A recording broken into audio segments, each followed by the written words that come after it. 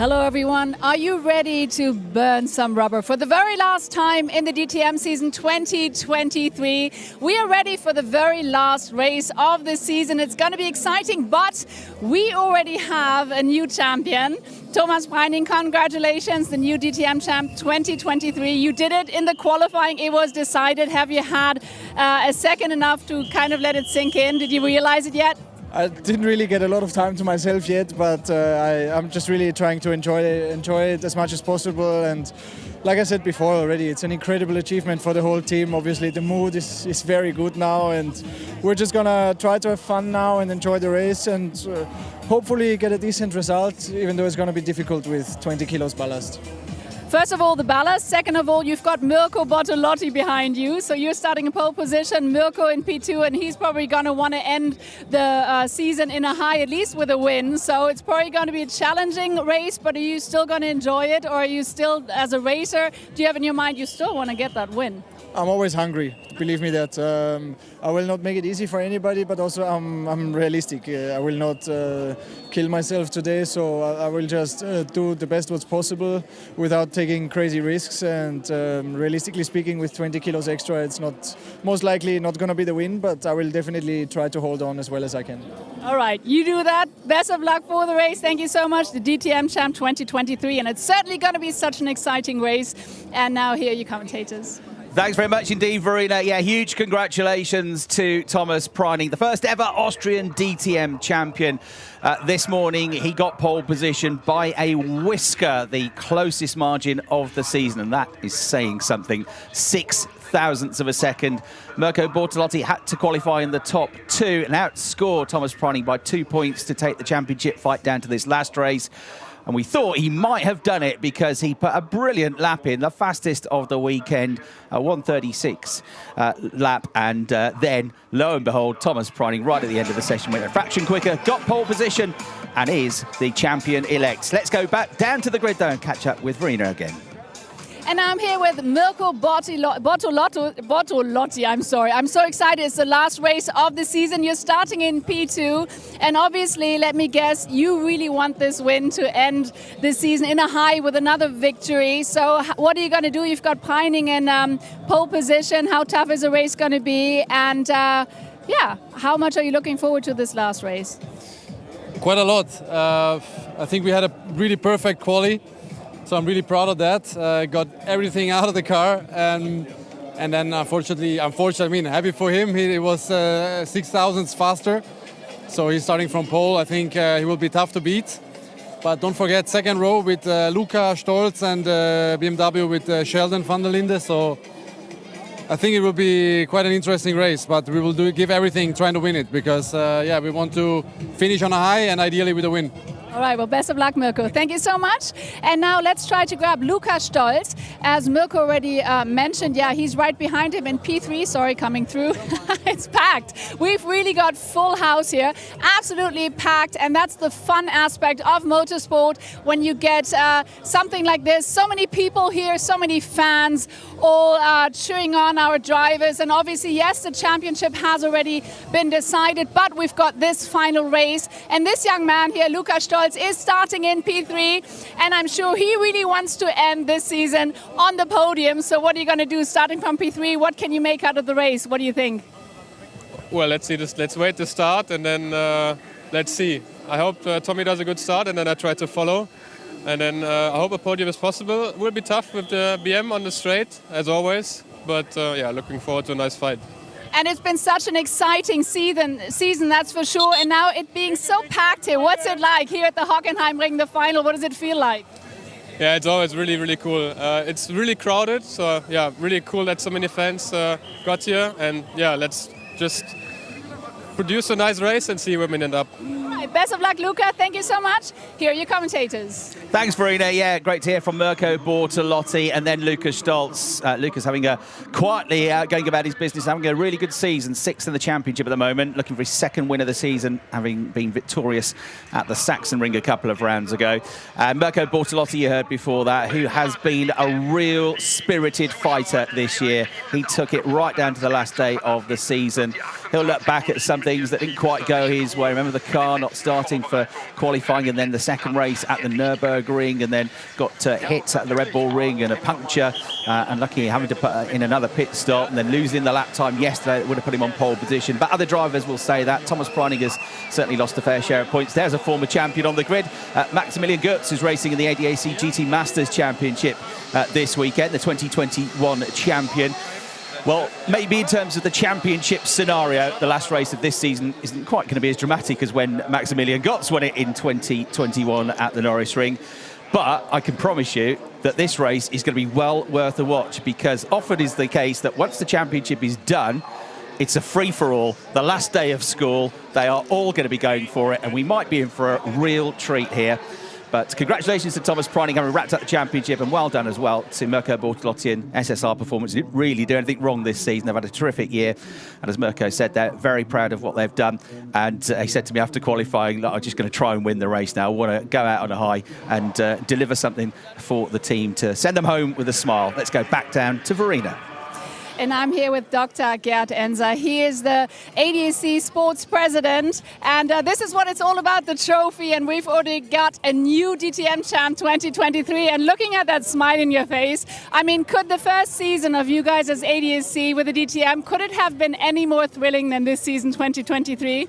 Today is the highlight of the year, I'm pretty sure. First of all, I want to send my congratulations to the new driver champion. First time in history from Austria, one of my favorite countries. First time it's a Porsche manufacturer champion, and congratulations to all of them.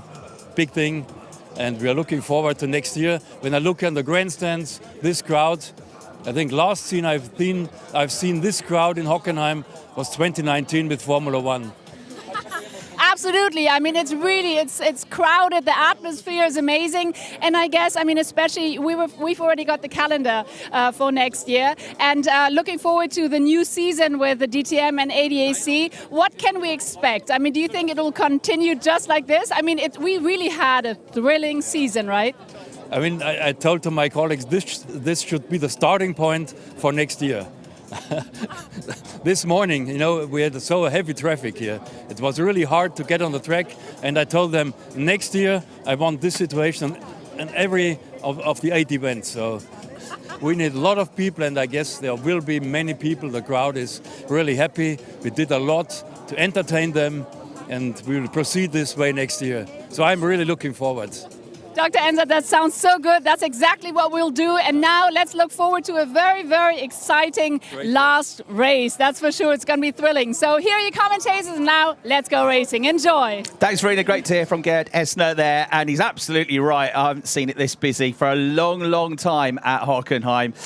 We left particularly early from the hotel to get here this morning. It's only 20 minutes, but it took an hour and a half to get in yesterday. So we left and it was still plenty dark just to make sure we got here in plenty of time for qualifying. It's brilliant to see so many people absolutely swamped in the paddock and the grandstands around the final section of the lap here. The ADAC have done a terrific job in terms of the availability and accessibility they've given to the spectators at these events this year. There's loads for them to do, families as well, and for the kids. There's lots going on in the paddock away from the racetrack, and they offer good value for money, and it's been rewarded with these huge crowds that we've had this season. There's Ricardo Fallo, had a slim chance coming into this weekend of going for the championship title. He remains in third place, looks good for third place in the points as well, with Sheldon van der Linde quite a way back in fourth position, but Sheldon's going to be ahead of him on the grid. Not a great qualifying yesterday for the 2022 champion, but he's fourth on the grid and the best BMW for this race. And there you get, it's still not full, the grandstands, because they're still streaming across from the paddock, but it will be full. Can Marco Wittmann end the season on a high? He's got a bit of work to do from where he is right in the middle of the grid. And Dennis Olsen hasn't qualified so well as he did yesterday by any stretch of the imagination. 17th on the grid. Arjun Maini has to come back from even further behind because he's got a 5-place grid penalty. And Sandro Holzam, after an infringement in Parc Fermé, has been put to the back of the grid. So there should be some charging drives. There should be lots of entertainment and excitement. The championships have all been decided, but let's do it for one last time in DTM 2023 here at Hockenheim.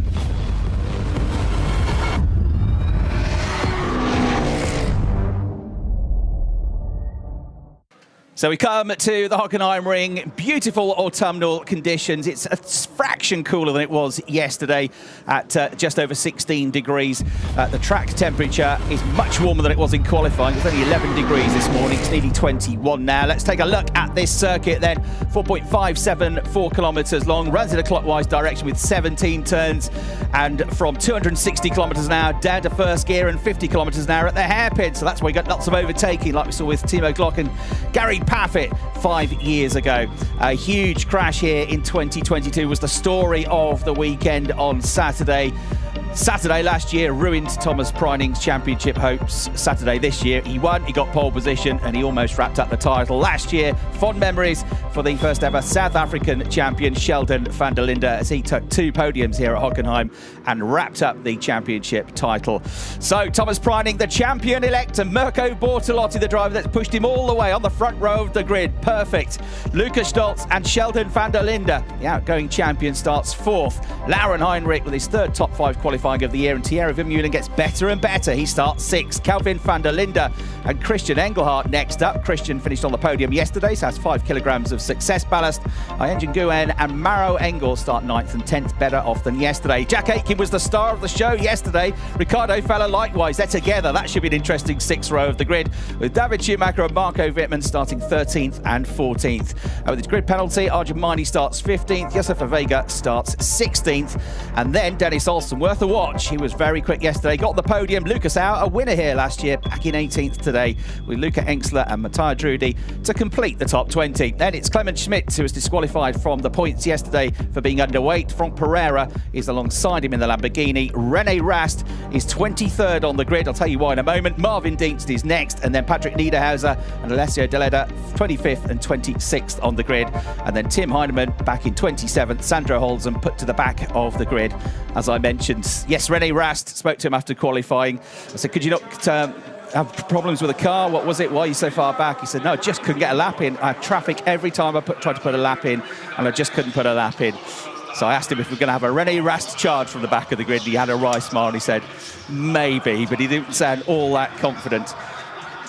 He is well rested though, which is good news after becoming a father. Once again, he's had a week away from home testing. Right, Thomas Preining. Box. It's over. It's over. You are driver champion. You are driver champion. Well done, mate. Yes! Well done. We are on fucking pole. We are on fucking pole, mate. Oh my God, mate, I cannot believe it, honestly. Thank you so much. Woo.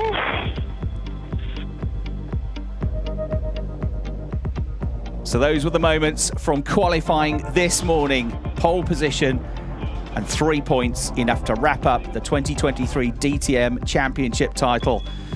Thomas Preining has barely had a moment to himself since he's been in demand, interview after interview, congratulation after congratulation. His name has already been engraved upon the trophy, and what a fantastic trophy it is.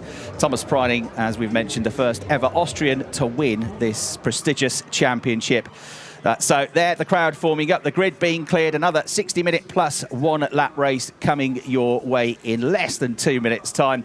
And in the commentary box, it's Chris Hartley, and alongside me, it's Brian Oliver. Brian, this should be a fantastic race, I reckon. Good afternoon, Chris. This is really the kind of motor racing we like. It's proper what-nots out racing. Every driver racing for themselves. There's no points issues that they need to think about. They are all just going to be going for glory. If there was ever a time for a driver to take their first back-to-back pole positions on the same weekend, it was this weekend. Thomas Preining has done a perfect job so far. 2 pole positions, 1 win. Can he make it 2 and 2 this weekend?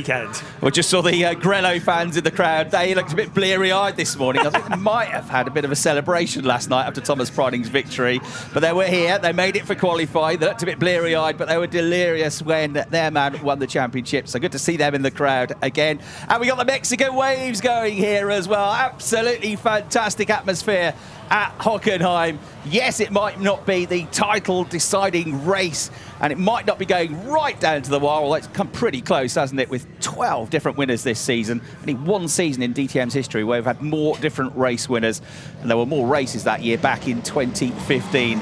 So let's see how this one unfolds. As we mentioned, Thomas Preining is the winner yesterday, carries 20 kilograms of success ballast, which is going to make a difference. The car's heavier out of the corners, there's more wear and tear, more weight on the brakes, takes longer to slow down, and it will have a big factor. There's Olaf Mantai in the middle of the picture, and over his right shoulder was Thomas Preining's dad, Andy, who was a great motorcycle racer himself.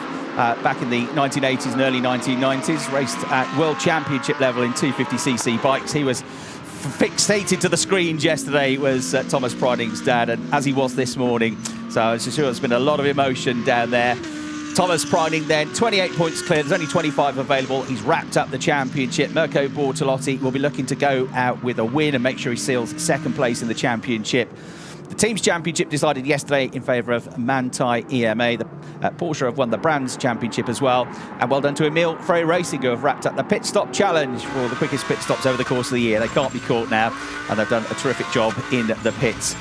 Right then, Mirko Bortolotti is going to be going for it. And Brian, there is no success ballast on his car, and we know how quick he was in qualifying, so it's going to be a hard man to beat, isn't he? Yeah, and he's going to want to prove a point. He's going to say, it should have been my name engraved on that trophy. For the last time this year, the drivers are on that crucial lap, that time to get the heat into the tyres and into the brakes for the very last time. And our DTM champion, Thomas Preining, leads them around. Yeah, he said this morning, you know, even though we were nearly there yesterday, yeah, I know how quickly this can change in DTM, in motorsport. Your dreams can become nightmares. And he said this morning, my dream became a dream come true. He's worked so hard for this over the years, and it is such a competitive championship. That field of drivers are all winners, all race winners in other categories in DTM. They've been champions elsewhere. It's a tough, tough field. So the elite are out there, and it's come to the very top of the tree. Ricardo Feller gave it his all yesterday as well in his fight to try and get through the order. He was embroiled in a huge battle with Jack Aitken for the first half of the race. Then with Mirko Bortolotti's teammate Kelvin van der Linde trying to help out. So it'll be worth a watch as well, Ricardo. And he's going to be coming from further back this time, though. 12th on the grid with, guess who, right alongside him, Jack Aitken. They were glued together yesterday. Here we go then. The safety car leading them around. The rolling start about to get underway. 60 minutes plus one lap of racing. A mandatory pit stop in the middle 20 minutes. The pit window opens after 20 minutes and closes after 40. Everybody has to come in and change tyres. They're all on Pirelli slick tyres, and they all have 550 plus brake horsepower. So perfect conditions here then for round 16 of the DTM. The last race of the season. One final hurrah. This should be a cracker. Thomas Preining on pole position as we go green for the final time this season. Away they go thundering towards the turn one of the Nord curve. It's a great start for Preining once again as he gets into the lead of the race from pole position. Mirko Bortolotti holds on to second. Lucas Stoltz holds on to third, but he's got Sheldon van der Linde in the red tube at BMW right behind him as they come into turn two now. Sheldon trying to go round the outside here. That'll give the inside line for turns 3 and 4. He gets through, he gets up to third place. Hockenheimring behind them holding on to fifth, but he's got Thierry Vermeulen's Ferrari for company as well. And this is where it will all concertina up. Breathe in, everybody. Close your eyes and hold on to something tight because they're about to go to the hairpin. Probably about 3 abreast in the middle of the field. But at the front of the field, it's going to be Preining from Bortolotti. Sheldon van der Linde trying to come around the outside. Lucas Auer's diving up the inside of about 4 cars. On the inside, there's contact there that Ricardo Feller got tagged. Around the outside has got an engine goo, and so he came out pretty well on top of that one in the Team 75 Bernhard Porsche. But it's another Porsche at the head of the field coming into the first arena section with Thomas Preining, Mirko Bortolotti in first and second. And then that great battle that we've been enjoying with Sheldon van der Linde getting ahead of Lucas Stoltz. 5th place for Hockenheimring, 6th place for the rapidly improving Thierry Vermeulen. That was lively going into the hairpin, wasn't it? 3 and 4 abreast. Lucas Auer, well, he just held on to everything and went for it on the inside. He made up a couple of places doing that. But Sheldon van der Linde, the outgoing champion, wanting to make a point. He's made a good start. He's already made up 1 place. So he's up in the 3rd place. Smoke coming from Dennis Olsen's car. Now, I wonder if that is some bodywork that's rubbing. Could be. Hopefully it is, because that's the lesser of 2 evils, isn't it? And it might rub away the bodywork, but it might cause a puncture. If it's more sinister, if it's coming from the engine or elsewhere underneath the skin of that Porsche, that could be drama for the Norwegian. So Sheldon van der Linde gaining position up to 3rd. Maro Engel had a good start as well. He's got himself from 10th up to 7th. So he's gained 3 positions, and Marco Wittmann has made a bit of progress from 14th up into the top 10, with David Schumacher just behind him in 11th place, also picking up a couple of places on that opening lap of the race. But nothing like René Rast. René Rast has shot up from 23rd on the grid to 14th. So it is a René Rast charge in the second Schubert BMW. As you go on board with Mirko Bortolotti, closing up to Thomas Preining. Remember, Thomas has got all that success ballast on board, and you got Sheldon van der Linde joining the party. I think the front of the Lamborghini tags the back of the Porsche. You're on board with the BMW. He might get the better run here, but he can't quite find a gap on the way into turn 7. So look at this. This is what we're all anticipating, a terrific battle for the last win of the season. Thomas Preining's had 2 wins, Mirko Bortolotti's had 3, Sheldon van der Linde's had a race with this year as well. Gets halfway alongside Mirko Bortolotti. You got the champion-elect at the front of this group, the driver that finished, or is running second in the championship, and last year's champion. So it's a fairly high-quality field battling for the lead of the race as they come back into the Sachs curve, Brian. This is exactly what we wanted to see. Last year's champion, this year's champion, all running together, and the driver that almost took it as well in second place. The BMW is looking very strong. Both Sheldon van der Linde and René Rast having made good progress. Marco Wittmann's up to 10th place as well. Lots of battles, but now Thomas Preining breaking clear, because as long as Bortolotti's having to defend from Sheldon van der Linde, that allows Preining to stretch his legs at the front. The top 6 drivers in this race have all been race winners so far this year, so great effort from them, and they're pushing each other on hard. Hockenheimring's got ahead of Lukas Stoltz through the timing split as well, so he's gone up to 4th place. Lukas Stoltz down to 5th position. The driver 6th in the championship. Then it's Maro Engel on a real charge. He's up to 6th place now from 10th on the grid. It's worth noting that Maro in the number 48 Mercedes was quickest in the private test here last week, at the start of last week. So it was a bit of a surprise when he struggled to go well in qualifying in the race yesterday, but he is bang on form now, and he's weaving in the mirrors of the other yellow Mercedes. Oh, contact just behind Christian Engelhardt, gets a tag, I think it was with Marco Wittmann, and Engelhardt spins and into the barriers, damage to the Lamborghini Huracan, and the Grasser Racing team car probably, I would say, out of the race with damage. That was a big old hit, and immediately the safety car is being deployed. Yes, that was a big impact with the barrier, wasn't it? The car getting together with another one, going head on into that barrier. I hope that Christian Engelhardt is all okay. You saw the car doing what it needed to do to crumple, but now the safety car is out, closing the field up, so that little bit of a lead that Thomas Preining had built up, it was about 7/10 of a second, comes down to nothing. The hard-working team just checking that all is well with Christian Engelhardt. Has been so good to welcome him back onto the grid here at Hockenheim this weekend, and he has enjoyed, up until now, great success in that Lamborghini. It's been a good weekend so far, hasn't it, for Grasser Racing, because they got that podium with Christian yesterday in DTM. They were winners in the GT Masters Championship race as well, and are going for that title after this race. But yeah, it was Marco Wittmann trying to get the inside of Christian Engelhardt. The two came together, the front left corner of the BMW, the right rear corner of the Lamborghini at those speeds. Remember, before they hit the brakes, they're doing 265 kilometers an hour at that point. And there's not a huge amount of runoff before you get to the barrier, so he went into it backwards. That was probably a bit of a blessing. He had no time to slow that car down at all, so side on into the barriers, around again, and all the damage to the right-hand side of the car. Suspension will be done in on that, as well as the bodywork damage that he's got. So there, Christian Engelhardt out of the race, unfortunately. That incident has been reported. No, not that incident, the incident revolving around... Yeah, Christian Engelhardt and Marco Wittmann reported to the stewards, although I'm sure they're already well aware of that, having brought the safety car out. But the key thing is that hopefully Christian Engelhardt is okay, because that was a high-speed hit, wasn't it? Yeah, we saw the marshals running for cover as well. Good move there. I think it was a fairly optimistic move from Marco Wittmann. Engelhardt had already moved across to close the door into the hairpin, and Wittmann, well, he got a couple of wheels onto the grass as well, didn't he? Then he couldn't really back out of it, made contact, and the inevitable happened. But fortunately, Christian Engelhardt is all okay, so they'll get that car moved, and we'll be back under green flag conditions very shortly. So Thomas Preining, the new champion, gets the opportunity just to have a bit of a breather. Mirko Bortolotti will be sizing up what he can do. There is Christian Engelhardt at the side of the track surveying the damage. But yes, Bortolotti will now be looking to see if he can get the jump on Thomas Preining when this race gets back underway. Yeah, so Christian Engelhardt is been checked over. The safety car is out, and you're on board with Thomas Preining, the race leader. More laps behind the safety car is good news for him, because that's less racing laps with all that weight to put wear and tear on the tyres of the car. Let's get another look at this incident then. The gold and black Lamborghini, no, that's the start of the race actually, isn't it? The same corner. And this was Preining versus Bortolotti. Let's get Thomas Preining's team radio from that incident.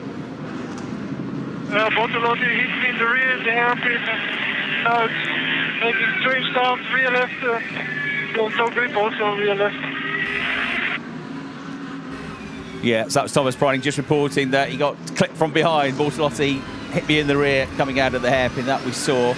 It was just a nudge, but Preining just mentioning it to the team. Make sure they're well aware of it in case there is any damage. Just clipped him through the apex of the corner. Nothing huge, but Thomas reporting it back anyway. Now, René Rast, 23rd on the grid, up to 11th, like a rocket ship, and everybody is nicely lined up in front of him thanks to the safety car. So René's having fun, isn't he? What did you say at the beginning? You said that René thought, oh, well, he wouldn't really do much from back there. Well, I think he was playing down his chances somewhat, wasn't he? I think so, yeah, absolutely. He's made a fantastic start to this race, that's for sure. And the number 33 blue BMW, the three-time champion. That'd be a way to get your 50th podium of the DTM, wouldn't it, from 23rd on the grid? But, you know, his old teammate from last year, Ricardo Feller, went from even further back to get the podium in Austria at the Red Bull Ring, went from 26th to 3rd, so all things are possible. So Christian Engelhardt's car being retrieved at the moment, and while we're behind the safety car, let's get some news from Verena down in the pit lane.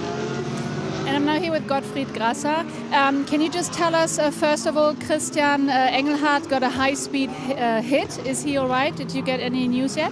Yes, we were on radio with him. Everything is fine, so he's completely unhurt. It's only a very disappointing situation for us. Absolutely, especially in the final race, that's for sure. And now the safety car phase. He got a he got a little hit from Marco Wittmann.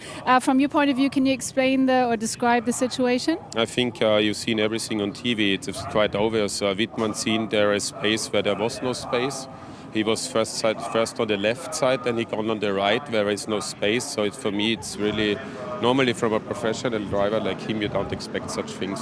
And especially on the braking zone on high speed with 270 kph, it's really stupid because you can hurt people. All right, very clear words. Thank you very much, and back to you. Thanks, Verena. Gottfried Grasser there, the GRT team boss, and let's get radio from Marco Wittmann. Sorry for him, but he moved under braking. He moved the braking line. I went inside and he moved. Copy, continue. We have safety car deployed. I think those messages are as much for the stewards as they are for the team, aren't they? Yeah, delayed transmission. That was just after the incident at the team radio that you're now seeing on the replay. And Marco Wittmann saying, I'm very sorry, but he did move across under braking. And you can sort of see both points of view there, looking at the replay. Stewards will make their decision. That's for them to do. So we just got news through that the combined number of fans here this weekend, over 88,000. Knew it was busy. That is impressive, isn't it? Just while we have a moment, we heard from Dr. Gerd Ensner on at the start of the show, just while the cars were running behind the safety car. He said at the beginning of the season he wanted to return DTM to its status as the most important series after Formula One within the next 4 to 5 years. 88,000 people. I'll leave that there. Yeah, absolutely. Safety car in this lap. You've had your breather, everybody. Your heart rates have slowed down a little bit. Prepare and be on standby for more drama, more excitement, because we're about to get back up to full speed. The cars are just making their way out of turn 11 down that short link straight towards turn 12, but the pace of the safety car will pick up now that they've got the message that everything is clear to go. So the Cupra safety car comes into the Mobile 1 curve up. We've got Thomas Preining leading the race, yesterday's winner, looking for his 5th DTM victory. Mirko Bortolotti looking for his 4th. He's in 2nd place. And then Sheldon van der Linde, the reigning champion. And number 75, Lauren Heinrich, looking impressive as well. He's there in 4th place. He's 22 years of age. Norbert Haug in a recent interview said, watch out for Lauren Heinrich. He's going to be one for the future. And I think he's probably exactly right with that. The Porsche Carrera Cup Deutschland champion, third in the Porsche Super Cup last year. He's been an impressive debutant this year in that Porsche. He's fourth for the restart as the safety car goes in, and we get back up to full speed here, heading down towards turn one, still trying to generate heat into the tyres. Riccardo Fella goes all over the grass coming out of the sun curver in the blue number 7 Audi. He's out of the points at the moment, back in 16th place, but he won't stay there for long though. So they all Constantine are up under braking, and see Jack Aitken and Marco Wittmann going side by side. What could go wrong with that one? That's going to be entertaining. So they're in a battle, and it's Marco Wittmann and Thierry Vermeulen rather. Vermeulen on the grass and almost losing it. Just behind David Schumacher is properly on the grass with all 4 wheels. So he's going to lose a couple of places, including, I think, one to Riccardo Fella. And look at this, Sheldon van der Linde versus Mirko Bortolotti into the hairpin. Sheldon trying to go around the outside. He's got to watch, he's inside at the rear, though, because that Porsche of Lauren Heinrich was itching to get past if he left the door open. And that's the problem with being in a sandwich like that. If you go on the attack, if you don't pull off the move, you leave the door open for others behind, and you end up losing places, don't you? And when the cars are this close together, you can get railroaded an awful lot of places. Franck Pereira and Jack Aitken are under investigation, so clearly they've had a bit of a moment together, so the steward's taking a look at that. Jack Aitken currently running in 19th place. Franck Pereira, he is currently in 27th. I wonder how he got back there. Yeah, so they are being looked at the moment. Luca Aitz, though, had a rotten day yesterday, is in the thick of the action as well, and loses a place to Jack Aitken, who's clearly got a car that's still working as he tries to get back up the order. Tim Heinemann just behind, he's trying to come from the last row of the grid as well in that pink and grey Porsche. And then you've got the bright pink Mercedes of Josefa Vega, who is in the thick of the action as well. He didn't get any further than the second corner yesterday before he got tagged and sent into a spin. So a disappointing day for him. Riccardo Fella, he's getting stuck in as he tries to gang up with Dennis Olsen on Arjun Maini. You're on board with Arjun now, the Indian driver, looking back at those 2 cars as they make their way out of turn 1 down towards turn 2. They'll slow down to second gear. They'll go from about 215 kilometers an hour to 60. And look at this, you've got Patrick Niederhauser versus Dennis Olsen as well, just behind that battle that's going on. And Patrick's got a good run here. Sorry, Matthias Rudy's got a good run here in the number 40 car, side by side with Dennis Olsen. Schumacher just behind, and all the time in the background, Jack Aitken is catching everybody back up in the second of the Ferraris. Honestly, what is that?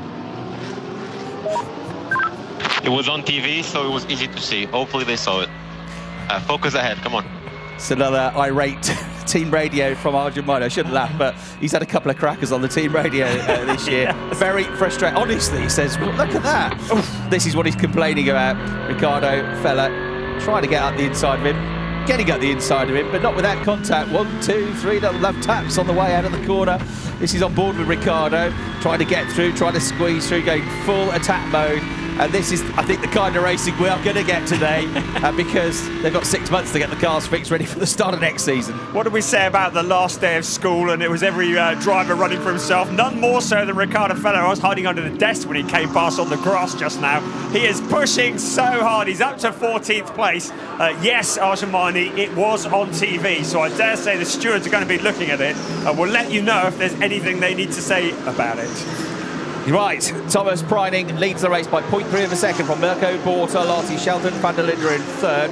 Preining won the race at a canter yesterday, so he kind of played down his chances of winning this with the 20 kilograms of success ballast on board. But I wasn't quite so sure about that because of how much of an advantage he seemed to have yesterday. Incidentally, Mr. R. Rast is reporting for duty. He's gone from 23rd to 8th now. He's just got past Marco Wittmann on the last lap. So he's now the second best BMW. Schubert having a pretty good run here and still trying to finish as high up the team's championship as they can. And their drivers, Sheldon van der Linde and Rennie Rast, are both in the top 10 as it stands. You're on board with one of them, the South African, the reigning champion from 2022, still right up there. And certainly Mirko Bortolotti looks a bit closer than he was at the start of the lap to Thomas Preining as they make their way into the left-hander at Mercedes through turn 8. And looking back from Mirko Bortolotti now through turns 9, 10 and 11, they weave their way onto the next short link straight, catapult out of there, get up to 4th gear and over 205 kilometres now before they slow the cars down for the Mobile 1 curve, and they come back into our view from the commentary box. Sheldon's just dropped away a little bit there, so Mirko Bortolotti might be free to go on the attack at the start of the next lap. well, Sheldon might have dropped away, but on the previous lap, he was the quickest of anybody, a 1:39.783, so a new fastest lap of the race. So Sheldon van der Linde maybe just backing off for a bit, just to get a bit of space and have another charge. But it looks like the third place BMW is on the move, as indeed is René Rast up into that 8th position. I don't think that's as far as he's going to go. He has plans to get on the podium, doesn't he? No, but the higher up the order you get, the harder it becomes, of course. The gradient of the mountain becomes that bit steeper, doesn't it? So his next target is Kelvin van der Linde, teammate from last year, of course, when they were both at Abt, and Kelvin and Ricardo Feller both announced that they'll be back with Abt. Abt will be back with Audi and with the return of Red Bull sponsorship for the first time in a number of years, since the long-running partnership that they had for around about 16 years or so. So exciting times for Abt Sportsline as they go for the 2024 championship title. Look at this then, the top two, nose to tail.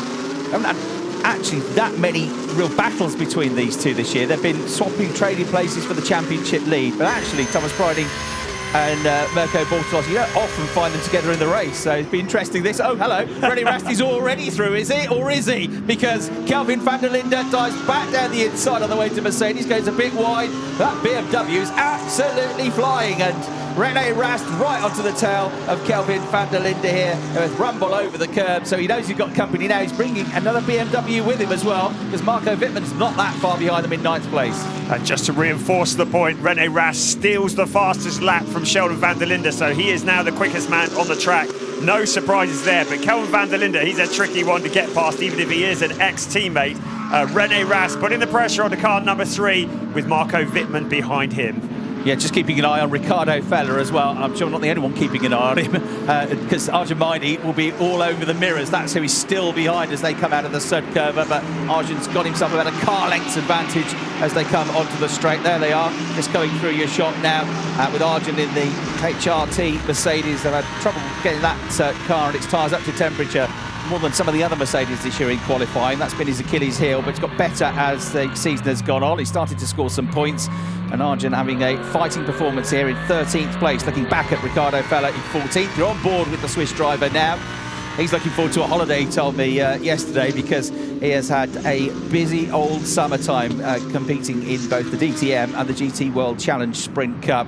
He says it's been absolutely tight and ready for a holiday.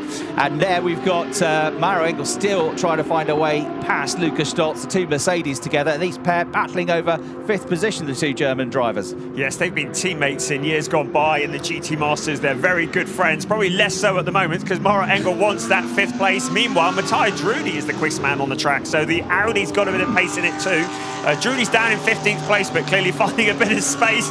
René Rast would love to find a bit of space to get past Kelvin van der Linde, but Marco Wittmann is looking dangerous in the background. He would love to sneak through as well. If René Rast does anything too bold on the outside of Kelvin van der Linde, he may let the green and white car behind through. Also, Anchan Guren behind, he is lined up in that queue as well. Yeah, you mentioned Matthias Drudy. He's also with Ricardo Feller as his teammate, won the GT World Challenge Europe Sprint Championship this year. So here's a replay of René Rast having another nibble at Kelvin van der Linde. Absolutely side by side, but the right-hander favouring the Audi. Kelvin van der Linde unfazed by all of that. The pit window is open already, and they are absolutely charging in. Early pit stops like we saw yesterday coming up now. Lucas Stoltz is in, Kelvin van der Linde is in, Anchan Guren is in, Thierry Vermeulen comes in, Matthias Drudy, Dennis Olsen, David Schumacher coming in as well, and Luca Engstler for good company. So a race between the pit crews here. And some are coming in, some are coming out. It's all a bit tight down there. I think with a safety car not far past, the cars were very much together, as indeed that is Lucas Stoltz. Kelvin van der Linde, was that van der Linde? Yes, it is, pushing through on the inside. I saw a marker cone go flying. The stewards might take a look at that. I was going to say the cars that were in traffic probably decided to pit to try and get out of the traffic, but unfortunately all the traffic came with them. Look at this, what a drag race coming out. The little yellow and black cone there, well, we might need to put that one back in place. I'm not sure where that is in the rules. Look at him lighting up the tyres as Kelvin van der Linde tries to beat Lucas Stoltz out of the pit lane, really getting his elbows out. Yeah, I think he'll be okay with that, and as long as they're both stuck to the pit lane speed limit, because he got out and Stoltz wasn't there when he came out. It will be looked at. but gut feeling says he might be okay with that one. He's got his nose in front, so gains places as well. So that's worked out well for now. For the South African, he's the leading pit stopper in a race at 50 kilometres an hour. That wasn't it, as they stuck to the pit lane speed limit and floored it the moment they could. And it was Kelvin van der Linde that came out on top. Now, Maro Engel was right with Lucas Stoltz just before that pit window opened, so he comes into the pits now. So he's going to come out, depending on how good his in-lap was, how good this pit stop is, he's going to come out somewhere between, in front of, or just behind Kelvin van der Linde and the driver that he was battling with, Lucas Stoltz. They come out. We've had Maro Engel there with a 6.6 second pit stop. That's a great pit stop. But Team Windward and David Schumacher the best so far in the race with 6.1 seconds. That's mightily impressive. Jack Aitken's doing well out on track. He's the new fastest man. So the speed in the Ferrari, he's in 11th place at the moment. Still yet to make his pit stop, but a 1:39.053 for Jack Aitken. Well, Maro Engel, with that good pit stop, has come out in front of the pair of them. He's come out in front of Kelvin van der Linde and Lucas Stoltz. They will reel him in because he's on cold tyres. Let's hear now from Lucas Stoltz. You will change position with car 3 ahead. He will let you pass, but now we fight Maro.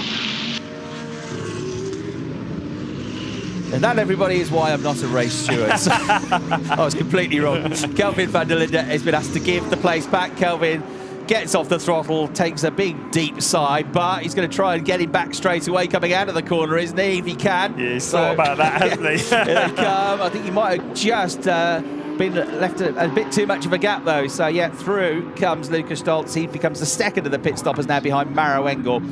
There was a bad pit stop for Thierry Vermeulen, 12.3 seconds. So that's cost him somewhere in the region of 5 or 6 seconds. And not a great pit stop for Luca Engstler at 10.3. As Hockenheimring comes in from what was the top 5, we've got Marco Wittmann. Oh, Lucas Au coming into the pits, and just as he hit the pit lane speed limiter, he got a nudge from behind from Ricardo Feller, who's having a lively weekend. So that was quite interesting as they came literally nose to tail into the pit lane as I looked out of the commentary box window. The black and white flag has been shown to Rene Rast for forcing David Schumacher off the track. It is a warning. He did that in turn 3, and the steward's taking a look at that. We saw that on screen, of course, but anything else like that, and Rene Rast may be in trouble. Ricardo Feller, well, he thinks in the bumper cars today, wouldn't you? He's there. Right up the back end of the car in front. Yeah, and Maro Engel just going through turn 1, so they're going to be in the thick of that. So Lucas Au, Ricardo Feller, the leading pit stoppers, but here comes Maro Engel with his tyres up to temperature to whip around the outside of Lucas Au. And Lucas Stoltz is trying to do the same and will do the same on the way through into turn 3 and 4. So Maro Engel is the leading pit stopper there in the number 48 yellow Mercedes with Lucas Stoltz and then Ricardo Feller. A replay of Ricardo's pit stop, and this time just behind Lucas Au. They were literally, as I said, nose to tail as they came into the pits. Oh, that was bold, wasn't it, coming out there? I mean, I'd have been like, after you. Yes, brilliant stuff there. The pit crew's doing such a good job as well. They are absolute athletes in themselves. So Lucas Stoltz's pit time was stationary time. This was 7.9 seconds. And Ricardo Feller's was 6.4. Under investigation, though. For pit speeding. Right, Sheldon van der Linde comes in from what was third place. Arjamani comes in as well. The last person he wants to come out in front of is Ricardo Feller when he does, because he's already had him breathing down his neck for the entire first period of the race. So Sheldon van der Linde, the first of the real front runners to come in. His teammate, Rene Rast, I know others have been in the pits, but Rene's up to third place now. Ridiculous. So Priding, Bortolotti and Rast, first, second and third as it stands, but they're all going to make their pit stops. Jack Aitken will move up to fourth place. Again, he's got to make his pit stop as well, but we know how good Emile Frey Racing are at pit stops this year. Several of them have been well underneath 6 seconds. With Rene Rast up into third place, yes, he's got to make the stop, but he's got some open track in front of him, so he could potentially do an undercut here by staying out. Or was that the overcut? But the number 33 BMW staying out on track, trying to put in the times, trying to make up places through the pit stop sequence. We've had Kelvin van der Linde, I think, coming back into the pits. He's dropped down the order, so he's got a problem. So Kelvin plummets to the very bottom. He's gone back out again, but right at the back of the field, so he's had a second visit to the pits. He was only stationary for 3.1 seconds. A replay of Lukas Stolz versus Lauren Heinrich, as Lauren came out of the pits and tried on cold tyres to fend off the German or fellow compatriot. But Lukas Stolz might be a quiet, unassuming man out of the car, in the car. Don't try that with him, it's not going to work. And that was a wild ride for Clement Schmidt, the Austrian, who got the points yesterday, but the car was 2 kilograms underweight, so subsequently he then got disqualified as Mirko Bortolotti comes into the pits from second place. So Preining stays out, René Rast goes up to second place. It's almost turned the grid sheet upside down, hasn't he, René Rast? And Jack Aitken for now, although he's still got a pit as well, moves up to third position. Mirko Bortolotti will be thinking hard about this. The SSR performance team will have planned exactly when to bring him in. They'll want to get him out on some open track, and then he will be putting in absolute qualifying laps to try and make up the space so that when Preining does come in, he will be in front of him out on track. He should be comfortably the leading pit stopper, because Maro Engel is just now coming out of the sud curve. He's about to flash past our commentary box, so he's gone to start-finish straight. Mirko Bortolotti gets back up to speed now out of turn 1. Engel will be possibly closer than he was before, but he should comfortably do it, even though Engel will take a couple of seconds out of him now on this lap as the Lamborghini gets up to tyre temperature. So Engel second now in terms of the pit stoppers, then Sheldon van der Linde, then Lauren Heinrich has got ahead of Lukas Stolz now. So Lauren Heinrich having a terrific race here. He was in front of him before the pit window opened. He was briefly behind him as Lukas Stolz nipped back past him, but he's obviously got him back somewhere else.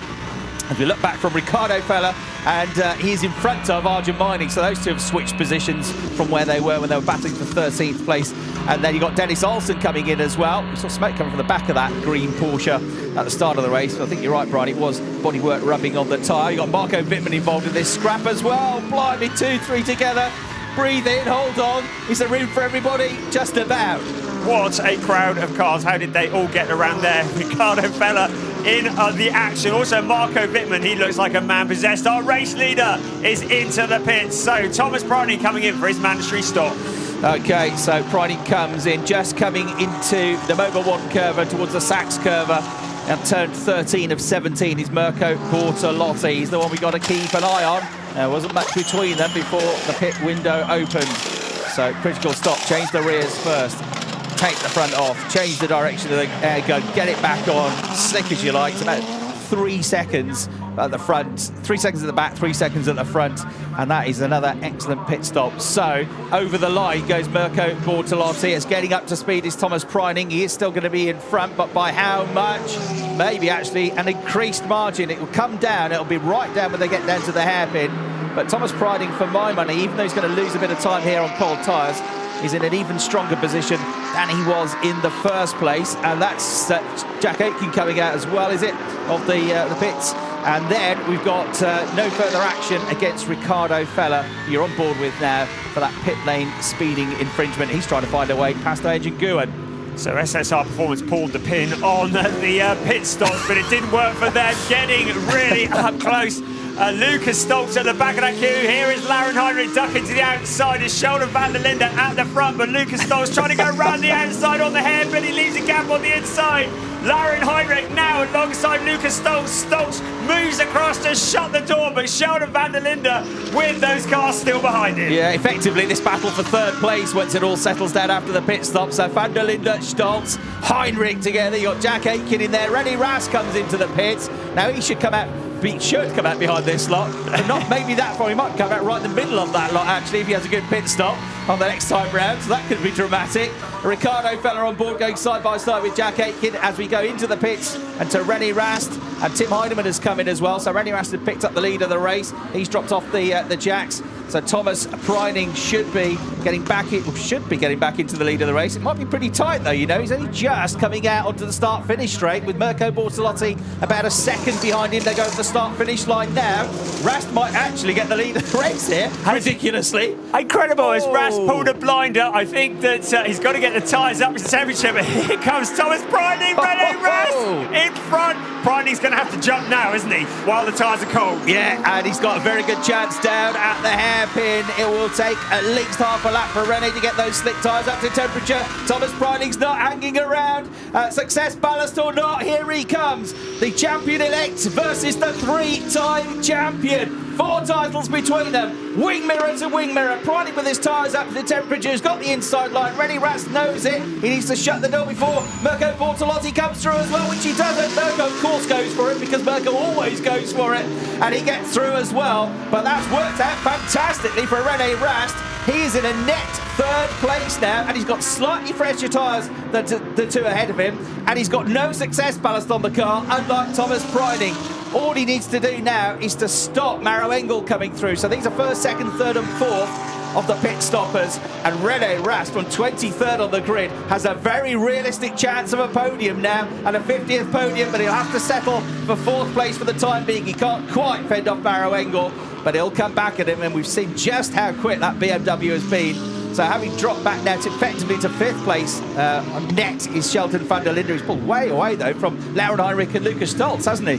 And that's a fight that's been raging on. I think René Rast is in possession of the widest BMW in the whole of Germany, but it wasn't quite enough on this occasion. But he has got those fresher tyres, so he may come back as this race progresses.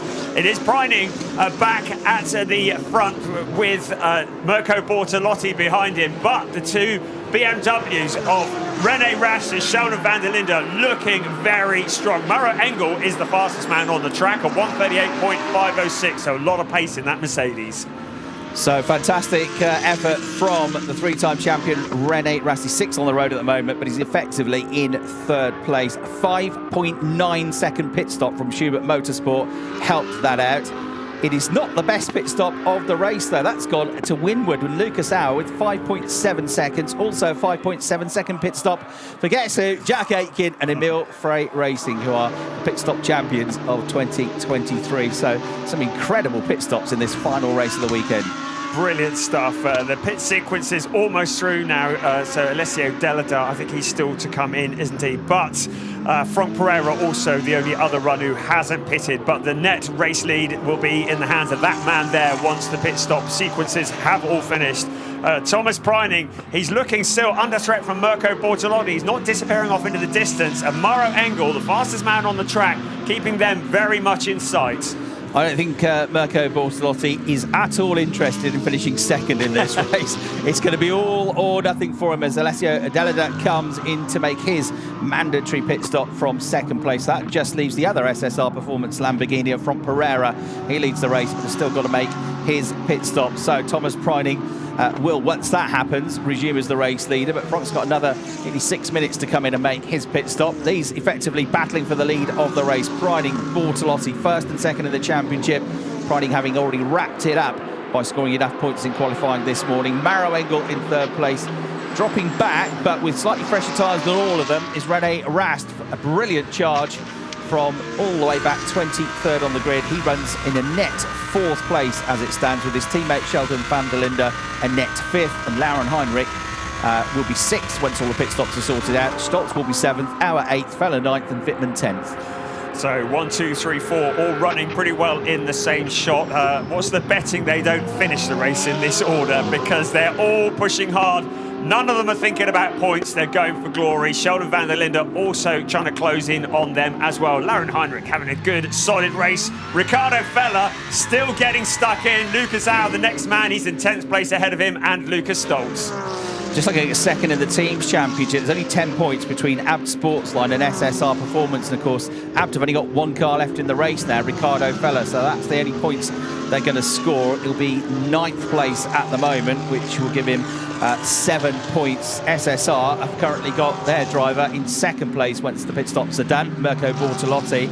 That'll give him 20 points, plus whatever from Pereira is able to score potentially as well. So as it stands, SSR, with the help of Mirko Bortolotti, are in position to move up to 2nd place in the team's championship. They can't catch Manthey, but they can still finish 2nd in the points. You've got Schubert going well as well.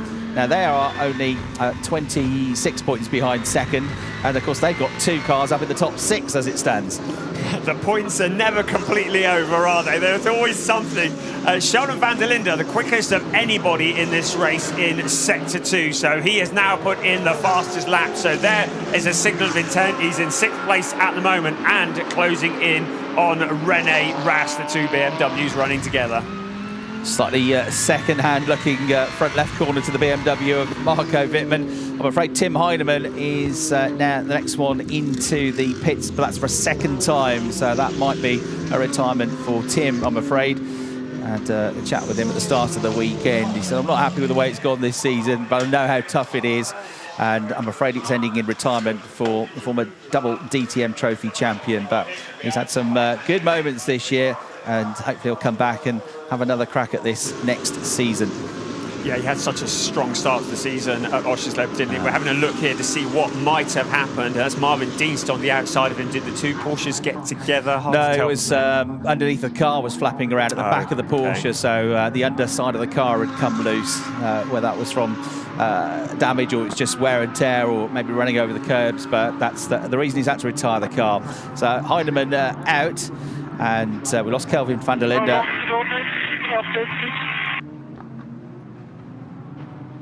16 laps, 1:6:16. Thomas Priding just wanting to know how long left to go. How long am I going to fend this lot off, he says, with all this weight on the car. But the comment that he made this morning was that he was so enjoying driving the car in qualifying. It was so well set up that stunning lap for pole position that he put in to snatch it by 0.006 of a second.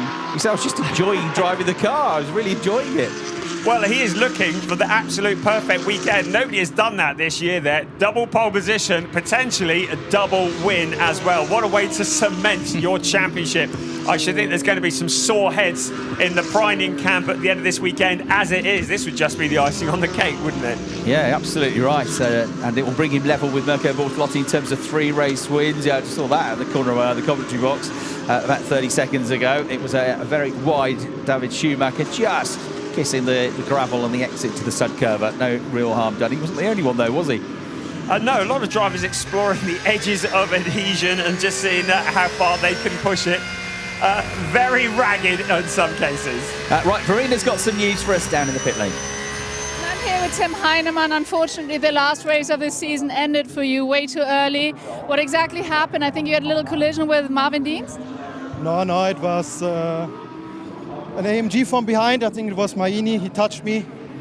And it's a bit of a weak point. We already saw it yesterday, that as soon as we got a hit from behind, we lose our diffuser, and then it gets worse and worse, and then we lose the whole underfloor and parts. So unfortunately we had to DNF. So yeah, not the end of the season I hoped for. All right, thank you very much, and back to you.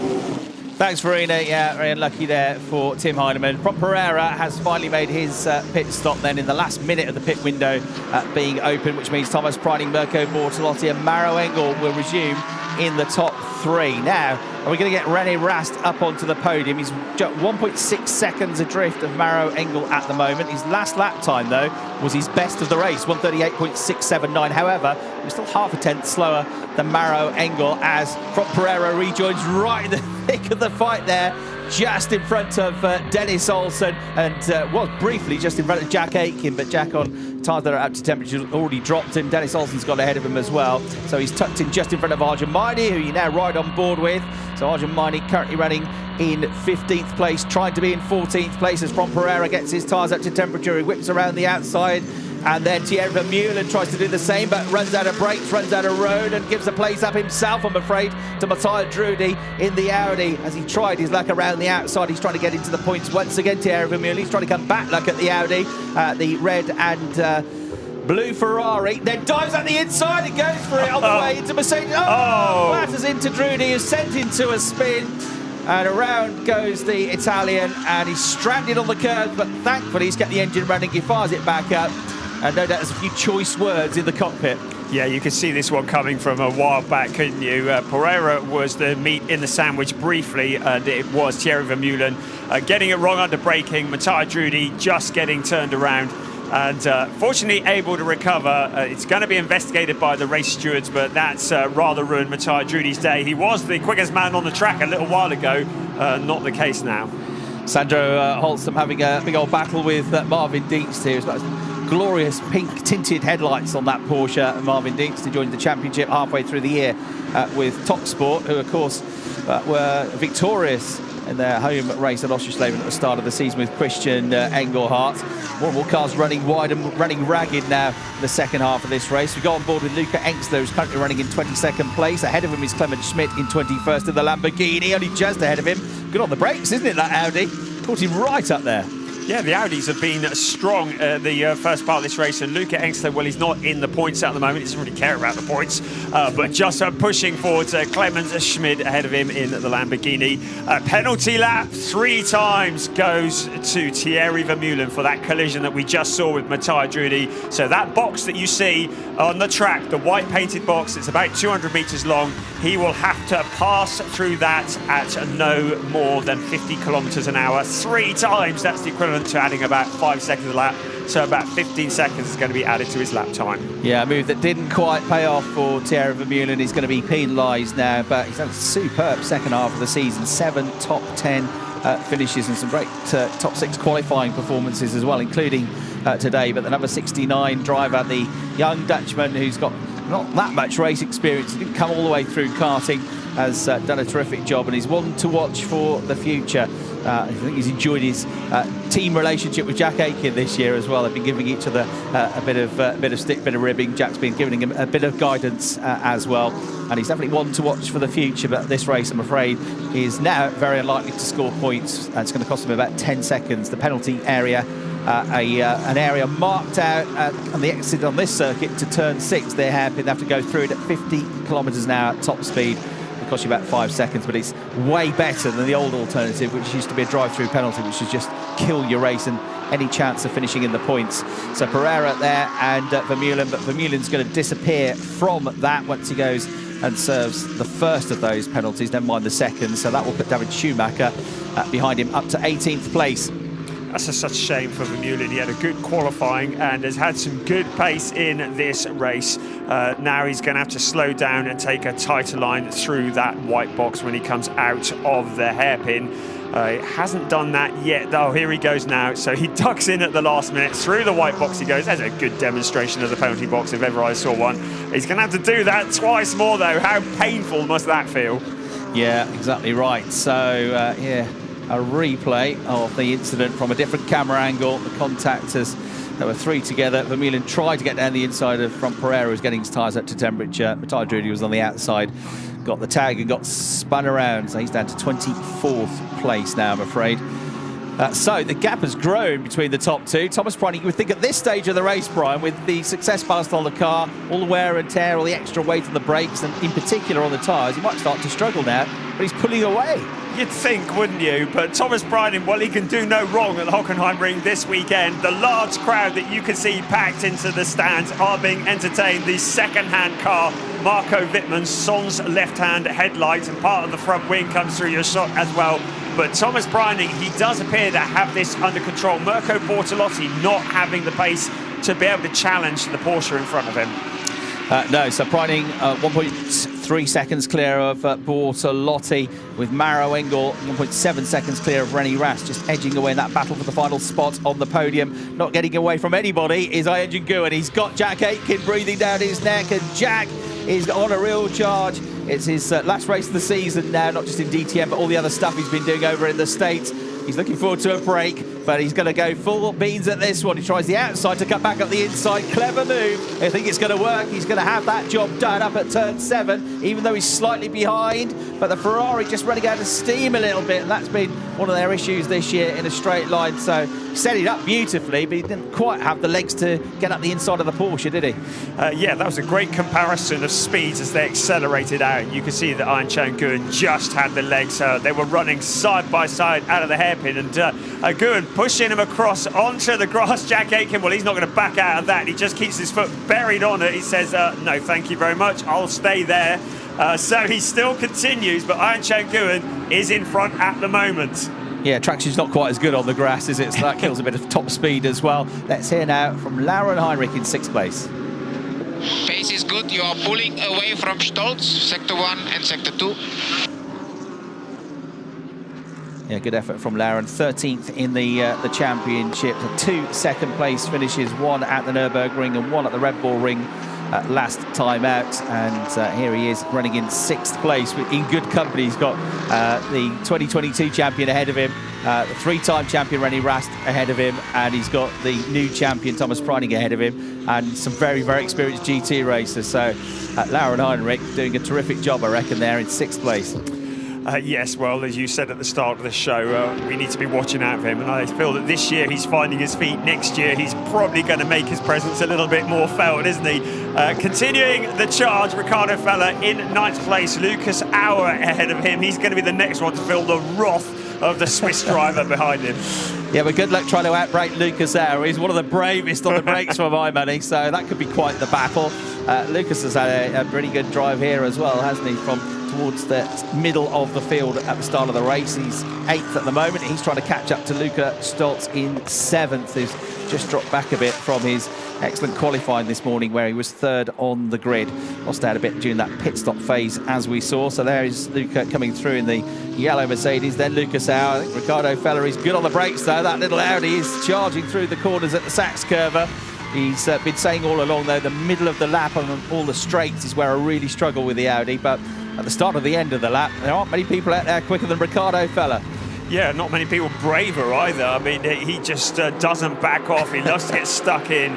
Our leader continues to be Thomas Preining, about 12.5 minutes plus 1 lap remaining of this season. And Thomas Preining, the new champion. Mirko Bortolotti behind, he's on the team radio. Laps to go, 9 laps to go. Come on, Mirko, you can get him. Race engineer trying to just give a bit of positivity to Mirko Bortolotti. Come on, there's some laps you've got to go. You can do it, you can catch him up. Just under 12 minutes left on the clock. Mirko will be trying. Of that, there is absolutely no doubt. He's 1.5 seconds behind. His last lap, he was slower, but he was only 6 thousandths of a second slower, like he was in qualifying this morning. Yeah, so he's not done yet, is he? With the team telling him to get on with it. Maybe there's going to be a challenge. I'm sure if it was that easy, you'd just do it. 11.5 minutes remaining. This is a fight that has been ongoing, isn't it? The 2 red and blue cars running together. Aychenko and Jack Aitken. Jack, who was such an entertainer yesterday, not scared to get his elbows out and challenging Aychenko. But behind them, Dennis Olsen, after a difficult start to the race, now in 13th place, coming back in the identical car to the race leader, of course.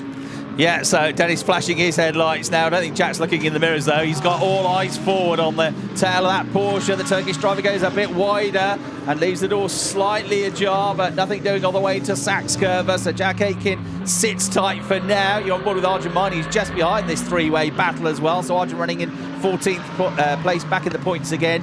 Good to see Yasofa Vega in the points after his disappointment yesterday as well. So he's off that final championship point at the moment in 15th. He's found a way past Franck Pereira in the last couple of laps. Franck in 16th position. So through they come and make their way into the Nord curve. Try not to go beyond the track limits, try not to, and then come back onto the circuit, heading towards turn 2 at the Nord curve, and showing his nose is Jack Aitken, the last of the late breakers. He puts Aychenko Guin off his racing line. There's no contact, but Guin was well aware that that Ferrari was trying to barrel up the inside. He's on the grass, all over the grass, Jack Aitken. There's commitment for you as they go flat out now through the Parabolica at around about 225 kilometres an hour. He's got the inside line for the hairpin, and there's only one thing that's going to happen here. Jack Aitken is going to get ahead of Aychenko Guin going into the corner. Can he hold it coming out of the corner? And actually, you're going to get Dennis Olsen trying to get the better exit as well. But perfect move that from Jack Aitken, all over the grass. That was 1,000% commitment from the British driver. Has Aitken ever considered a career in grass track racing? He spent more time on the grass than he has on the track today. Let's have another look at that. Guin doing all that he can to defend, and once again pinching Jack off.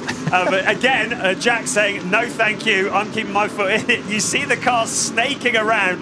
A great car control from Jack Aitken. Dennis Olsen, when he hangs back a little, because if there's going to be a plane crash, he doesn't want to be involved in it, but then he sees his opportunity and follows through, or tries to follow through behind Jack Aitken. Add Jack Aitken's name to the long list of entertainers in the DTM. He's been a joy to watch this weekend, hasn't he? I know one or two other drivers might have grumbled about him, but from a neutral's point of view, boy, oh boy, he's given us some real entertainment and some breathtaking moves so far this weekend. I say so far, 'cause he's probably not done yet. He's up to 11th place. Next target, though, is a long way away. Marco Wittmann, he's nearly 8 seconds up the road in 10th position. And the stewards have taken note of the incident that we've just seen as well. A black and white flag. Oh, there's a surprise to Ian Cheng-Guan for forcing car 14 off the track. So they're taking a look at that. And, well, it's happened a couple of times already. If it happens again, then Ian Cheng-Guan might pick up a penalty. So Thomas Preining, the gap diminishing a bit, 1.098 seconds clear, a 1:38.9 for Mirko Bortolotti last time around, a 1:39.046 for Preining. It took a 10th out of him.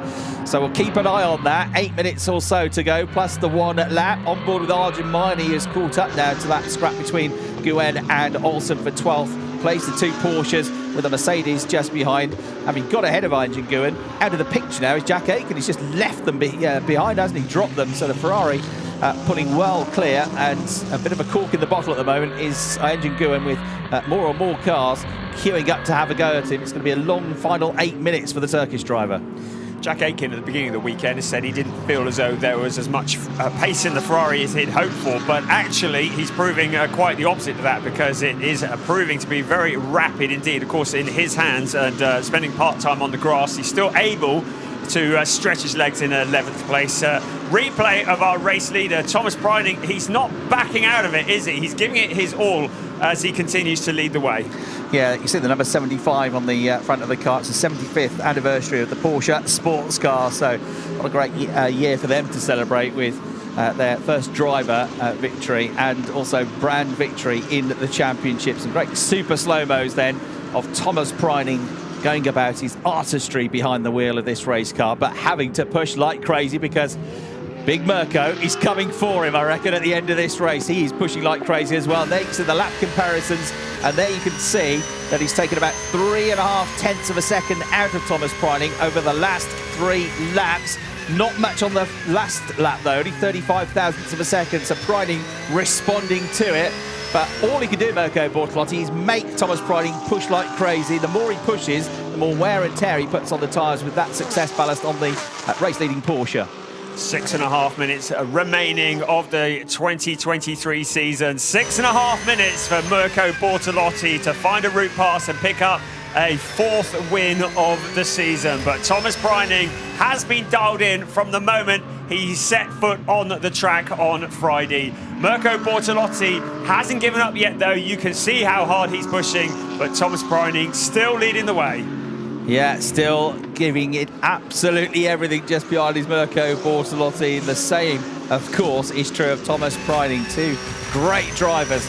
And look at that, nearly 63,000 euros has been raised by our Race Laps for Wells in Africa campaign, with BWT and the ADAC donating €4 for every race lap and adding up all the race laps for all the race cars. A great job done by them.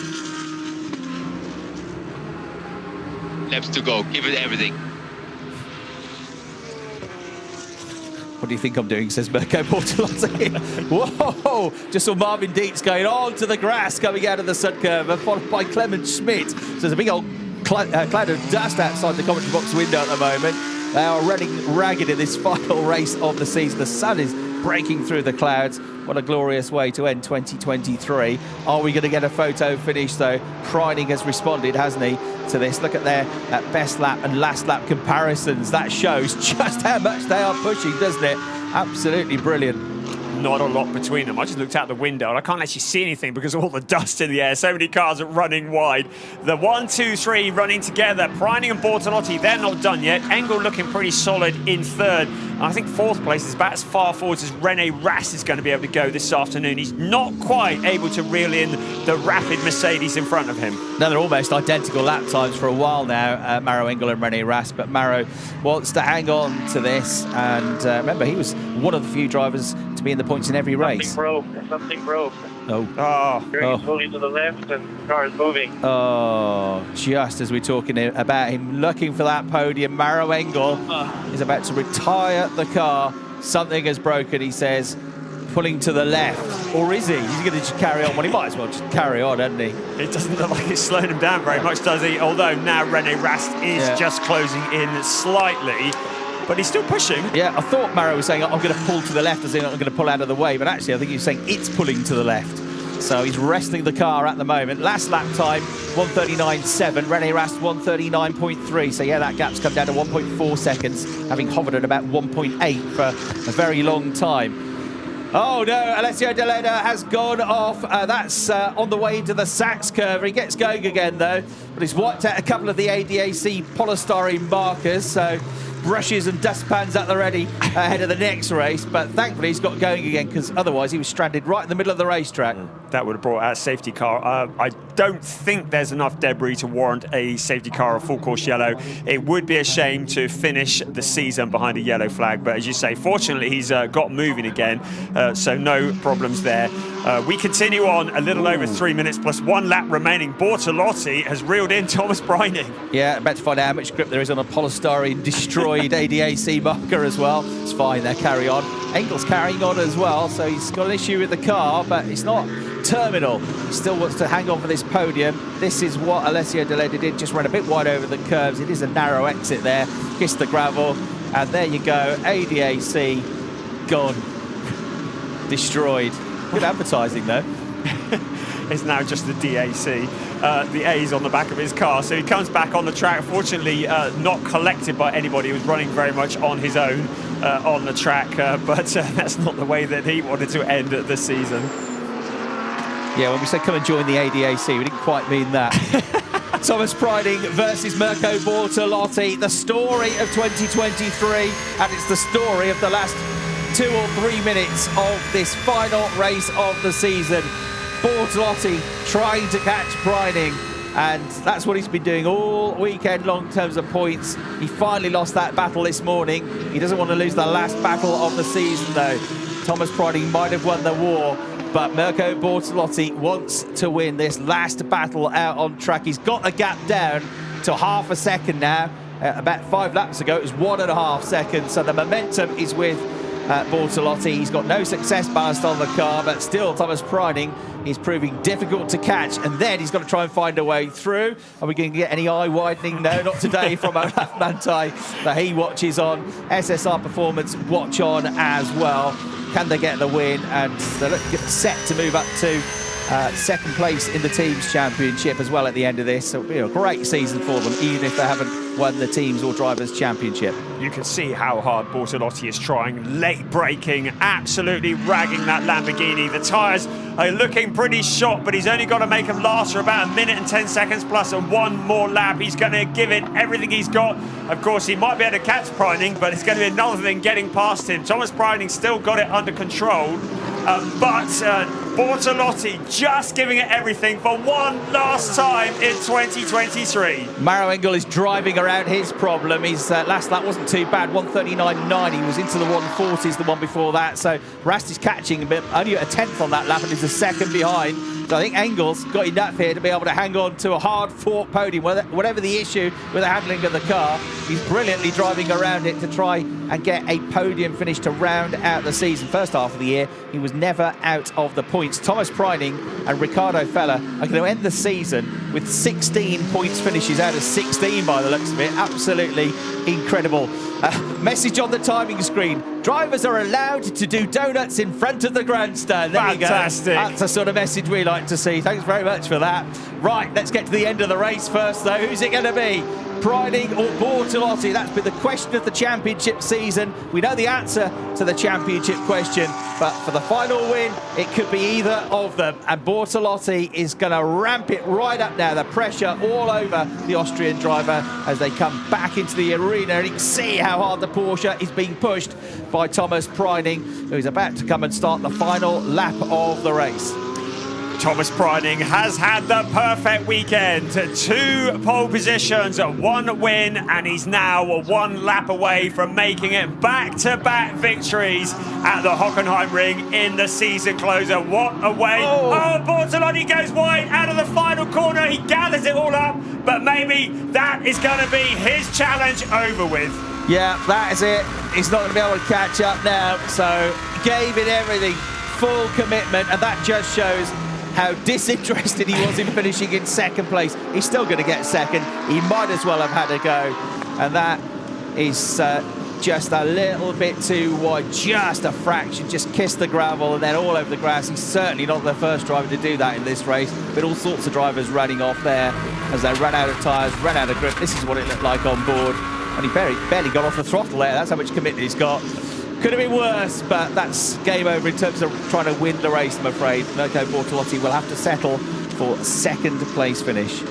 Our new champion, Thomas Preining, on the final lap. Mauro Engel has lost the third place, so the problem has finally bitten, and Rene Rast through into the last of the podium positions. It's the last lap of the race. 23rd to 3rd. Wow, but heartbreak for Mauro Engel, and he might not even finish 4th because look, Sheldon van der Linde is all over him. Mauro Engel with a problem with the car. But into the arena section, through the Mobil 1 curve and towards Sachs curve for the final time in this weekend. The final corners of 2023. Thomas Preining, we knew from qualifying this morning that he'd already done it, but now he can celebrate with a double victory, 2 poles, 2 race wins. It does not get any better than this. The day of his life. Thomas Preining, your 2023 DTM champion. It's another win. Very good job, very good job. The brakes work then. yeah, emergency stop, anybody? Copy. Multi-delta 8 to green, multi-delta 8 to green, and TC off. We are allowed, I think there are some donuts in T17. There are some donuts in T17 to get picked up, mate. Oh, good. Copy. Wow, Thomas Preining, a weekend he couldn't have even really dreamed about. That is what is known as sticking it to the man. I mean, he has utterly dominated. He may have won the championship in qualifying this morning, but he's going to still take the top step of the podium as the champion today in this afternoon's race. Just absolutely dominant. The first back-to-back win of the season, and what a way to do it. Yeah, and you can't really argue, can you, when somebody dominates a weekend like that? A deserving champion. Mirko Bortolotti and SSR Performance have been mega this year. What a first season together. Hopefully they can build upon that and challenge again going forward. But there is a beautiful moment because a 3-time champion draws alongside a new champion and gives him a wave and gives him a thumbs up. There he is, your 2023 DTM champion. Austria, you are proud of your new superstar, I'm absolutely sure. And how many more titles and race wins will there be? He's still only a young man. Thomas Preining, a dream come true, coming up through the ranks of karting, the help of his family and all the teams, and all the blood, sweat and tears over the years. And speaking about tears, that's heartbreak for Mauro Engel. He knew he had a problem about 5 minutes to go, but right at the end of the race, it proved to be too much to fend off Rene Rast for that final spot on the podium. And that was where it happened, coming out of turn 6 at the hairpin, half a lap from home.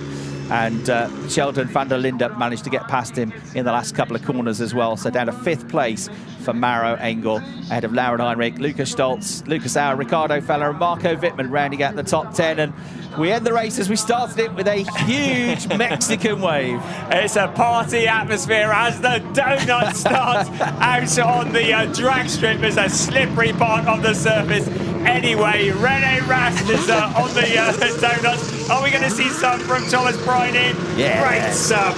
Sheldon van der Linde there as well. Bring on the donuts. Brilliant. That's all about the entertainment. Fantastic. Preining, van der Linde. There you go. There's an on-board and a half. If you feel dizzy, just look away for a moment. The packed grandstands are being thoroughly entertained here, right in front of the crowd. The drivers are doing these wonderful donuts to celebrate the end of what has been a phenomenal season. There is Kelvin van der Linde, Ricardo Feller there as well. The smoke is rising across the circuit. Absolutely brilliant. No fireworks this year, but plenty of smoke. Rennie Rast out of the car, waving to the crowd as well. Absolutely fantastic. There are many sets of used, very used Pirelli tyres available for sale on eBay at the end of this race. And they're all flat spotted. Yeah. Now the news is going to flash up on the timing screen. The next race will be started on the tyres you finished the 2023 season on. Oh dear. Brilliant. That's the grandstand. Absolutely loving this. Now if you're tuning in, it's not fog, it's tyre smoke. Rennie Rast, a stunt driving career awaits for Rennie Rast. Tell you what, he's going to be doing some of the stunt driving in the next Bond film if he carries this on. Door open, he's been out of the car. There he is. Oh, amazing. Terry Grant, eat your heart out. Although he hasn't got out of the car whilst it's going donuts, has he? But brilliant stuff. The two Manthey MA teammates together. And now Thomas Priding playing to the crowd. I am the champion. Fantastic moment. I hope some photographers have got that, because that is a great moment, isn't it? Thomas Priding waves to the crowd who stand. They give him a standing ovation, an outstanding season. His teammate Dennis Olsen comes and gives him a high five as well. He was a massive help yesterday. What a spectacular way to end the most spectacular of seasons. It has been a joy. It has been a real privilege to be here, and we're already looking forward to the start of 2024. 6 months though before that. Let's enjoy the moment, and Thomas Priding can finally enjoy his success here in 2023. Brilliant. The smoke finally drifting away, and the champion will get back into his car and make his way to the podium for the party to start. The crowd all on their feet. They've absolutely loved this display at the end. I think next year you want to book your seats on that corner, because that was a great display from so many drivers. Spectacular. Yeah, I'm not sure there's 3mm of tread on those tyres anymore. It might be road legal anymore. Look at this, great slow-mo. Look at this, like synchronised spinning, isn't it? Dennis Olsen, Mirko Bortolotti, Rennie Rast, Sheldon van der Linde and Thomas Priding. €63,352,000 raised. A combined 15,838 laps of racing to get to this point. And Thomas Priding gets out of the car, not for the first time since the checkered flag. But this time it will be to head to the podium, not just the race podium, but the champions podium as well. That's how it ended. Thomas Priding 33 points clear of Mirko Bortolotti, and Rennie Rast, who knows exactly how he is feeling, goes over and gives him a hug. Riccardo fell third in the championship. Sheldon van der Linde, a brave effort defending his title, 4th place. Rennie Rast, a great second half of the season to come up to 5th place in the end. And Lukas Stoltz 6th, and what a drive from Rennie Rast, 23rd to 3rd. That, everybody, is his 50th podium in the DTM. Brilliant. It's the first year that the DTM has been run by the ADAC, the first of many years, and what a way to start the season. It has been a wonderful season. So many winners, so much drama, but it was that man in the end. He had some big ups, he had some big downs, but what a way to become champion here at Hockenheimring. He said to Verena this morning after qualifying, when he knew he'd won the championship, you know, to be honest, I was always confident. I always knew we had the team, we had the car to challenge. And that is something you need. It's not arrogance, it's confidence that you need. And Thomas has that. If you don't believe in yourself, if you don't believe in the car, if you don't believe in the team, you're never going to do it. And that belief and a huge amount of skill has carried him through. Lucas Auer gives his fellow Austrian a hug as well. Lucas came close to winning the championship last year. But it is Thomas Priding who becomes the nation's first ever DTM champion. What a great way to celebrate a brilliant season. 36 laps complete. Thomas Priding and Mirko Bortolotti fittingly 1st and 2nd in the final race of the season. Rennie Rast in 3rd place from 23rd on the grid. Sheldon van der Linde 4th. Maro Engel 5th. Lauren Heinrich in 6th. Lukas Stoltz, Lucas Auer, Riccardo Feller and Marco Wittmann in the top 10. Jack Aitken into the points again in 11th. Aingen Guwen 12th. Dennis Olsen 13th. Arjun Maini 14th. And from Pereira got ahead of Josefa Vega in the closing stages to nab the final championship point. There were 1 or 2 stories of disheartenment as well, including for Thierry Vermeulen with those runs through the penalty box after that contact with Matteo Drudi, whose season ended on a low as well after what looked like being a point-scoring finish. Hats off to this man, though, and to the team, SSR Performance. They have been brilliant. There in the background, you can see Gianni Frabetti from TM Performance, who is very much involved in helping with the partners and running the Lamborghinis. We've seen him jumping for joy in the past when Lamborghini get victories. It's a bit more downbeat this time, but still a very good drive and an excellent season from Mirko Bortolotti. He was, as you would expect, gracious in defeat in terms of the championship this morning, but a lot to be proud of for the Italian and for SSR Performance. Here we go then, René Rast, his 50th podium in the DTM. What a way to do it from 23rd on the grid. 105 races, 50 podiums. That's nearly 50% of the time that he's ever raced in the DTM. He's been on the podium. A magnificent record. Mirko Bortolotti with an outstanding season, not quite to the top of the championship table, but what an effort. The championship runner-up and second in the final race of the season. But the man of the day, the man of the weekend, the man of the year is Thomas Preining. Double race winner this weekend, double pole. But most important of all, the championship title. And then we'll have the winning team up on the podium as well. What a great weekend for Manthey EMA on their return to the championship. They already wrapped up the team's title for the first time yesterday. So now we'll get the national anthem of your race winner.